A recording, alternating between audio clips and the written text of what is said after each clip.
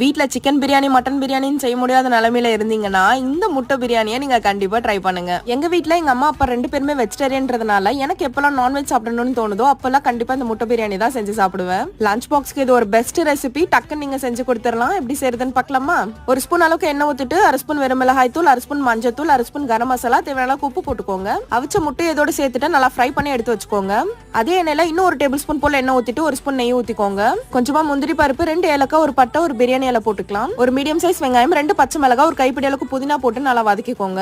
புதினால நல்லா வதங்கி வந்ததும் ஒரு ஸ்பூன் அளவுக்கு இஞ்சி பூண்டு பேஸ்ட் சேர்த்து நல்லா வதக்கிக்கலாம். கூடவே 2 மீடியம் சைஸ் தக்காளி சேர்த்து நல்லா வதக்கிக்கலாம். ஒரு ஸ்பூன் அளவுக்கு வெறும் மிளகாய் தூள் சேர்த்துட்டு ஒரு 2 டேபிள் ஸ்பூன் அளவுக்கு தயிர் ஊத்திக்கலாம். இது எல்லாத்தையும் சேர்த்து நல்லா மிக்ஸ் பண்ணிட்டு நான் 1 கிளாஸ் அளவுக்கு அரிசி போட்டுக்கிறேன். 2 கிளாஸ் அளவுக்கு தண்ணி ஊத்திட்டு தேவையான அளவுக்கு உப்பு போட்டுக்கோங்க. நம்ம ஃப்ரை பண்ண முட்டையை சேர்த்துட்டு 2 விசில் வந்ததும் ஏர் ஃபுல்லா போனதும் திறந்துட்டு நெய் ஊத்தி மிக்ஸ் பண்ணி இறக்குனீங்கன்னா ஒரு சூப்பரான முட்டை பிரியாணி ரெடி. கண்டிப்பா ட்ரை பண்ணுங்க. மறக்காம நம்ம சேனலை சப்ஸ்கிரைப் பண்ணிக்கோங்க. பாய்.